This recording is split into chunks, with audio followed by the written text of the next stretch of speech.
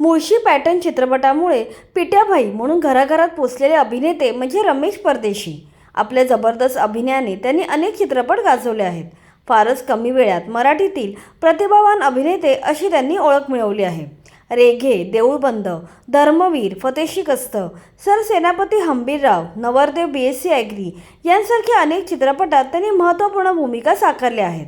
आता त्यांच्या अभिनयाचा वारसा त्यांची मुलगी पुढे चालवत आहे। चला तर जाणून घेऊया कोण आहे त्यांची मुलगी आणि ती नक्की काय करते।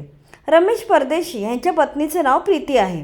त्यांचा प्रेमविवाह झाला असून कॉलेजमध्ये असताना प्रीती आणि रमेश एकमेकांच्या प्रेमात पडले।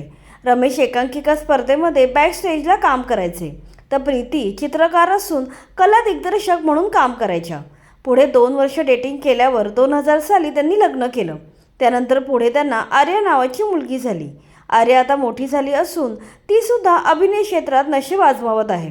सुप्रसिद्ध दिग्दर्शक प्रवीण तरडे हे रमेश यांचे परम मित्र असून लहानपणापासून ते एकत्र आहेत। रमेश यांचे करिअर घडवण्यामध्ये त्यांचा मोठा वाटा राहिला आहे।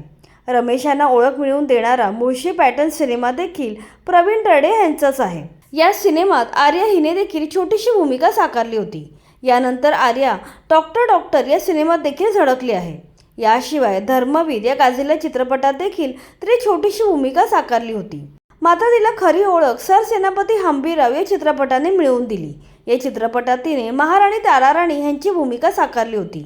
तिच्या या भूमिकेचे विशेष कौतुक झाले होते। आर्याला अभिनयाबरोबरच नृत्याची विशेष आवड आहे। तिने नृत्याचे विशेष प्रशिक्षणही घेतलं आहे। रमेश परदेशी यांच्याप्रमाणेच आर्या देखील उत्तम अभिनेत्री असून येणाऱ्या दिवसात काही आव्हानात्मक भूमिका साकारताना दिसेल। अशा प्रकारे आर्या आपल्या वडिलांच्या अभिनयाचा वारसा पुढे चालवायला सज्ज झाली आहे।